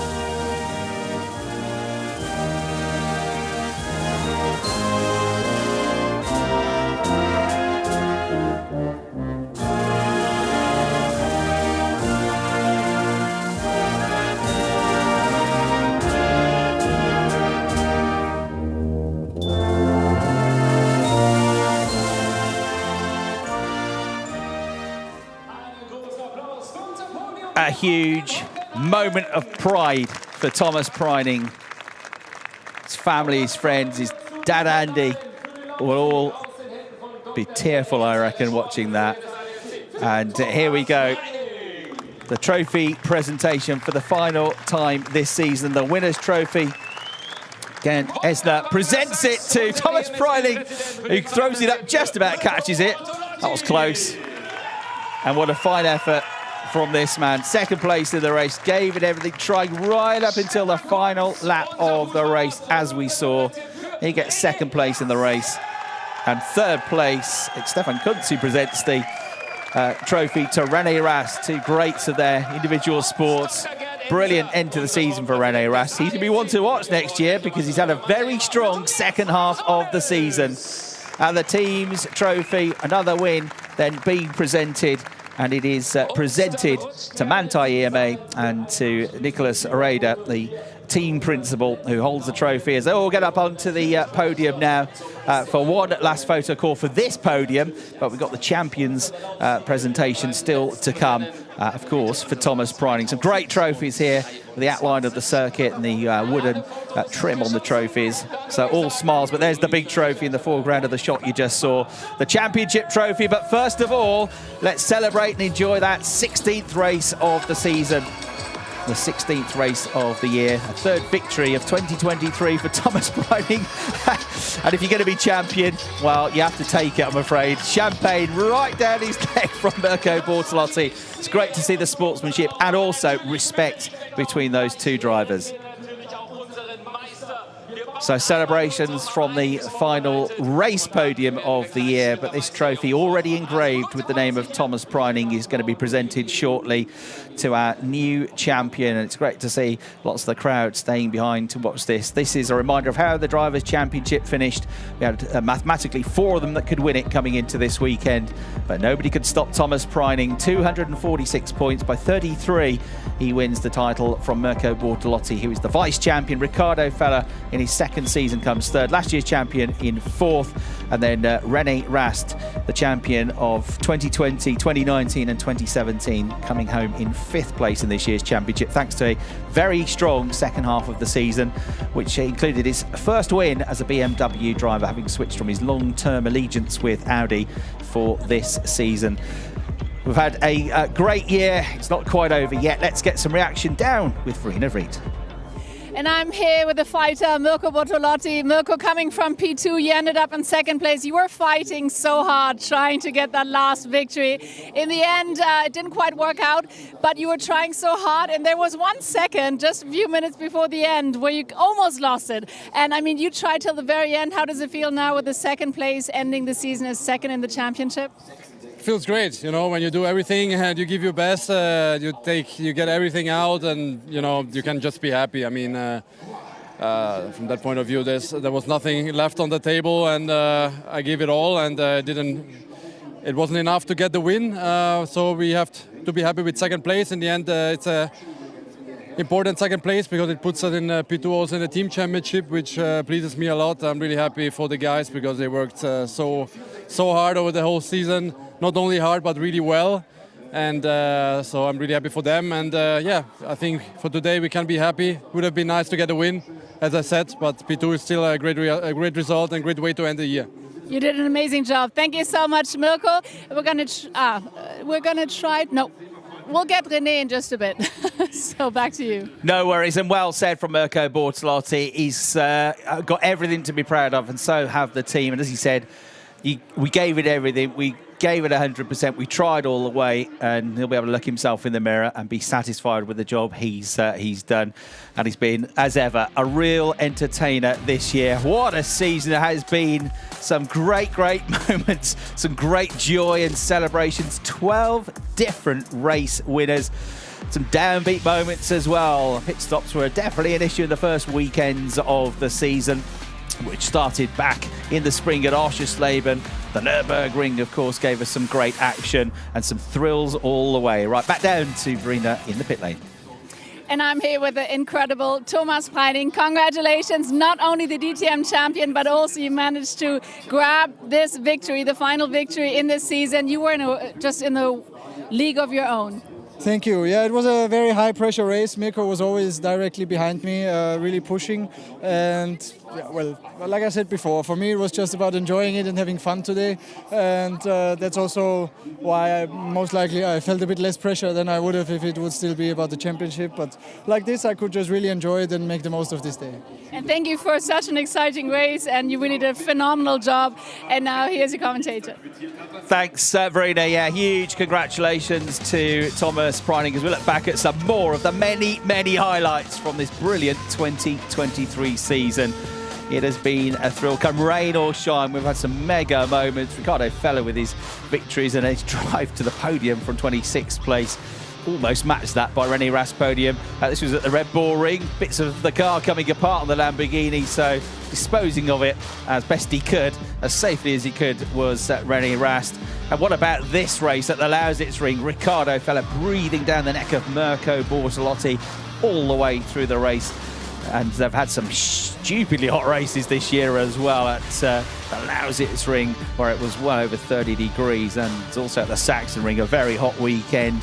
Drivers suffering big moments. That was Engin Guwen and Christian Engelhardt having a big coming together at the Nürburgring. You didn't see Christian Engelhardt back behind the wheel of a car after that until today. Christian then apologising to Engin Guwen. Marco Wittmann fan club were in full force at his home race at the Norris Ring. It's been a tough year for the 2014-2016 champion, but he started to get some more consistent points with Project One towards the end of the season, and that's what they've all been fighting for. And earlier on today, it was engraved with the new name of the newest champion, Thomas Preining, taking victory with Manthey EMA. Remember, he joined that team for the first time this year as well.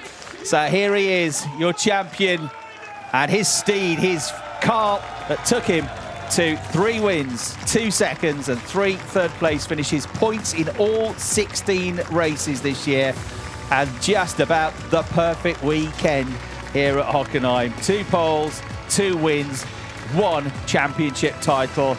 Thomas Preining is the man of the year. He's the driver of the season. He is the DTM champion 2023.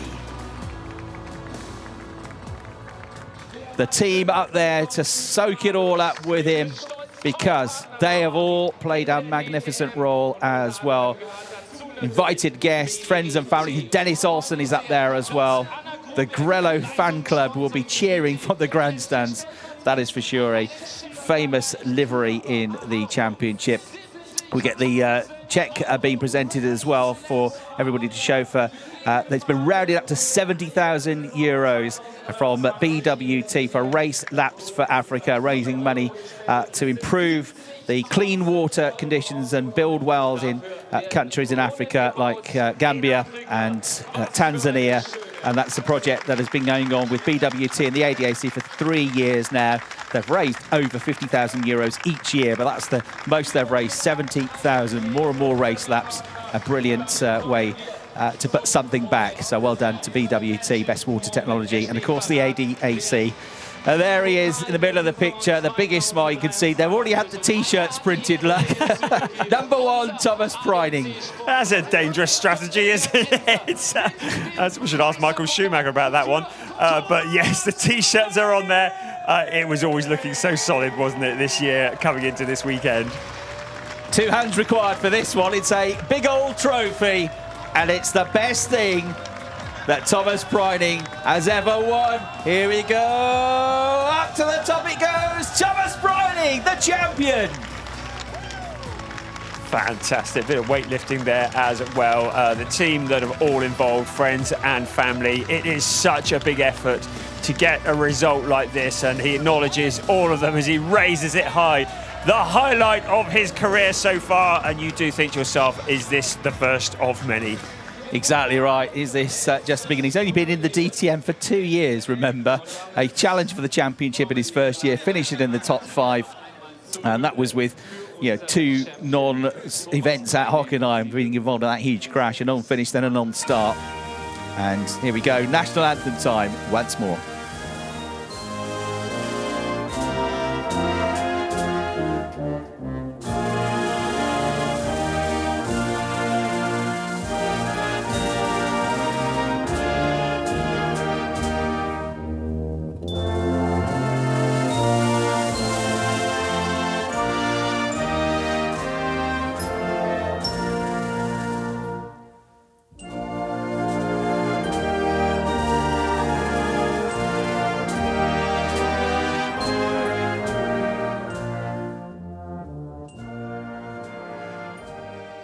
The sounds of the Austrian national anthem for our new DTM champion, and only the second time of trying. He won 2 races last year. He's already breaking records. The first ever Porsche driver to win in the DTM at the Norris Ring last year. Won in his home event at the Red Bull Ring as well. And he's had the race victories this year, again at the Norris Ring, and then 2 here this weekend at Hockenheim. 5 wins, 1 championship title. What a start to his DTM career. So we'll see, hopefully Thomas back next year, and it will be with the number 1 on his car. But for now, the fire extinguisher is off. That's a unique way of celebrating. Run out of party poppers, so they've got the old fire extinguisher on the go instead. Fantastic. Clearly they won't be racing again this afternoon in anything. That's great, isn't it? It's kind of thing you get in Ibiza normally. They might all be off there tonight by the sounds of it. They're looking at chartering a plane as we speak, I reckon. Well, if you are running a local bar in the Hockenheim region, you see a bunch of chaps coming towards you with Manti EMA clothing on you. I'll probably let them in because you're going to make an absolute fortune tonight. Absolutely brilliant. So Thomas Preining is the man of the season. The team as well have done an absolutely mega job this year with the whole of the campaign, really. Put 1 or 2 moments along the way, but they haven't really put a wheel wrong all season, have they, Brian? No, they've had lots thrown at them. We've had issues with pit stops and issues with the stewards, but ultimately, well, the cream rises to the top, doesn't it? And it is that consistency, because Thomas Preining is the driver that has scored points in every single race he's taken part in this season. That is some feat in itself. Absolutely. Ricardo Feller can say the same. He certainly played his part throughout the course of the season in 3rd place in the championship standings. And their confirmation, we knew about Manti wrapping up the championship with the teams yesterday, but as we said, SSR Performance doing enough today to move ahead of Abt and take 2nd place away from them by 4 points. Abt coming home in 3rd, Schubert Motorsport in 4th. and then HRT and Christine Bernhard rounding out the top 6 in their first season of DTM and their first season running Ferraris. Emil Frey Racing have done a good job as well. They're in 7th place. Porsche wrapped up the brand championship yesterday, winning ahead of Lamborghini and Mercedes. We hope you've enjoyed our coverage of this season, this final weekend. It's been a real joy from Brian Oliver and me, Chris Hartley. That's it. Let's go back down to Verena. What a spectacular DTM season 2023. I mean, it just gives us a clear taste of what we can expect for next year. I mean, could it have been any more thrilling? We've got an amazing new DTM champion, Thomas Preining, and we're so much looking forward to the new season of 2024. I hope you guys are as well, and I hope you enjoyed it as much as we did. It couldn't have been more spectacular. So now enjoy the highlights of the season 2023, and we'll see you next year. Bye-bye.